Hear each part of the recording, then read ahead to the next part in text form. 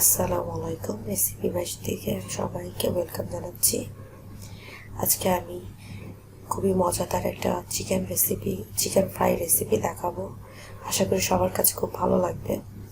আমি দুটো baby chicken নিয়ে নিয়েছি। আপনারা চাইলে বড় সাইজের চিকেনের মতো এই ফ্রাইটা করতে পারবেন।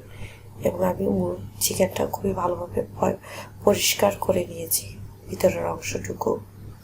চলুন দেখা যাক কী কী উপকরণ লাগবে এই ফ্রাইটা করতে। প্রথমে আমি পুরো মশলাটা একটা পাত্রে আলাদাভাবে মিক্সড করে নেব। তার জন্য আমি প্রথমে 1 চামচ হলুদ মরিচ নিয়েছি, 1 চামচ কালো গোলমরিচের গুঁড়ো,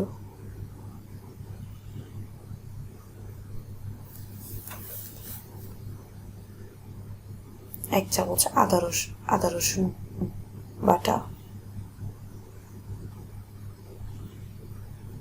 ধনেপাতা কাঁচা মরিচ বাটা। ঝালটা যার যার পছন্দ দিতে পারেন।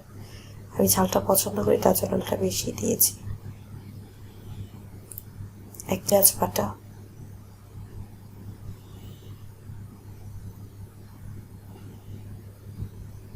1 চামচ পেস্তা বাদাম বাটা। বাদাম বাটাটা আপনারা চাইলে স্কিপ করতে পারেন।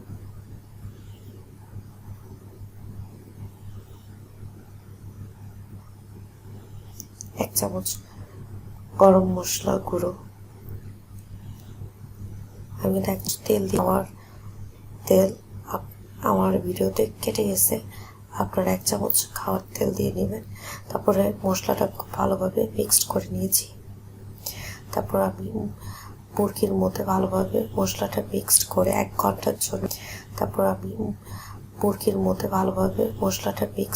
1 ঘন্টার জন্য রেস্টে রেখেছি।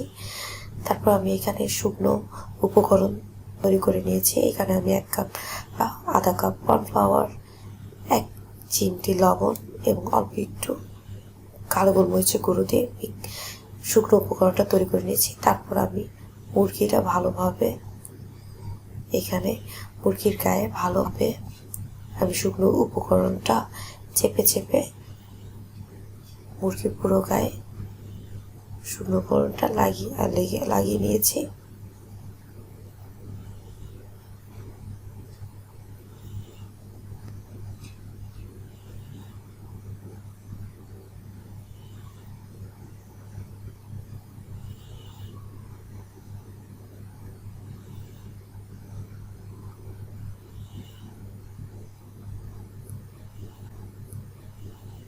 তো এটাকে আমরা আধা ঘন্টার জন্য এভাবেই রেখে দেব। আধা ঘন্টার পর আমরা চিকেনটা ফ্রাই করে নেব।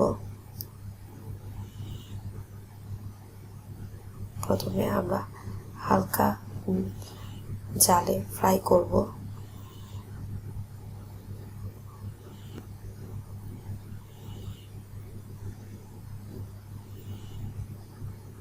একদম একটা সোনালি একটা কালার আসছে।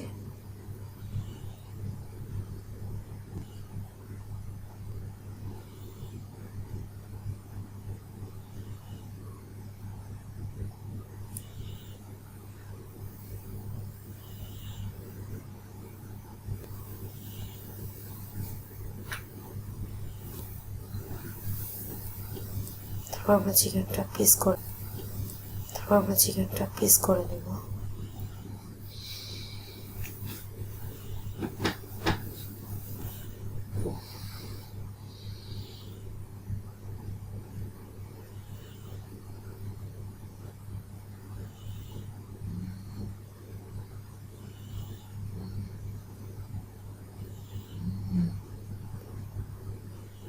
পিস করা হয়ে গেলে তারপর আমরা একই তেলে আবার সেকেন্ড টাইম আমরা এটাকে ফ্রাই করে নেব।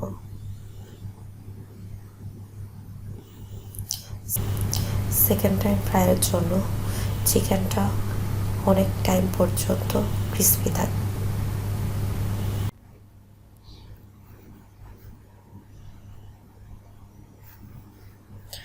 ফ্রাই এবং সসের সাথে পরিবেশন করেছি। আপনার সাথেও পরিবেশন করতে পারেন। চিকেন ফ্রাইটা আপনারা বাসায় তৈরি করবেন এবং আমাকে কমেন্টসের মাধ্যমে জানাবেন কেমন হয়েছে। এবং আমার ভিডিওটা দেখার জন্য সবাইকে ধন্যবাদ। আমার চ্যানেলটাকে সবাই সাবস্ক্রাইব করবেন এবং ভালো লাগলে একটা লাইক দিবেন এবং শেয়ার করবেন।